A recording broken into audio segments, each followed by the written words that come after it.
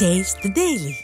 திமுக பாராளுமன்ற உறுப்பினரிடம் மாதம் 1000 ரூபாய் உரிமை தொகை அனைவருக்கும் வழங்கப்படவில்லை என பெண்கள் குற்றம் சாட்டி விளம்பர மாடல் ஆட்சியின் மோசடியை அம்பலப்படுத்தினர். திருவண்ணாமலை மாவட்டம் முள்ளிப்பட்டு ஊராட்சியில் ரேஷன் கடை திறப்பு விழாவில் ஆரணி திமுக பாராளுமன்ற உறுப்பினர் MS தரணிவேந்தன் கலந்து கொண்டார். இதையடுத்து பேசிய அவர், அனைத்து பெண்களுக்கும் மகளிர் உரிமை தொகை வழங்கப்படுவதாக பெருமை பேசினார். இதற்கு எதிர்ப்பு தெரிவித்து அங்கிருந்த பெண்கள் முழக்கமிட்டனர்.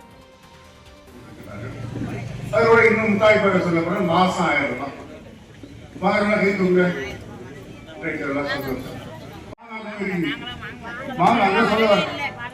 ஒரு கையெழுத்து ஒரு கையெழுத்து. சென்னையில் பல்வேறு பகுதிகளில் நீதிமன்ற விதிமுறைகளை மீறி விளம்பர பேனர்கள் வைக்கப்பட்டுள்ளதாக பொதுமக்கள் குற்றம் சாட்டியுள்ளனர். வாகன ஓட்டிகளின் கவனத்தை திசை திருப்பும் வகையில் மிக உயரத்தில் வைக்கப்பட்டுள்ள விளம்பர பேனர்களால் அதிக அளவில் விபத்துக்கள் ஏற்பட்டு உயிரிழப்பு சம்பவங்கள் நிகழ்வதாக மக்கள் வேதனை தெரிவித்துள்ளனர். மேலும் 2 மாடி கட்டிடங்களுக்கு மேல் விளம்பர பேனர்கள் வைக்கக்கூடாது என நீதிமன்றம் விதிமுறைகளை விதித்துள்ள நிலையில் தேனாம்பேட்டை, அண்ணா சாலை உள்ளிட்ட இடங்களில் உள்ள கட்டிடங்களில் வைக்கப்பட்டுள்ள பேனர்களால் விபத்து ஏற்படும் அச்சம் இருப்பதாகவும் அவற்றை அகற்ற நடவடிக்கை எடுக்க வேண்டும் என்றும் வாகன ஓட்டிகள் வலியுறுத்தியுள்ளனர்.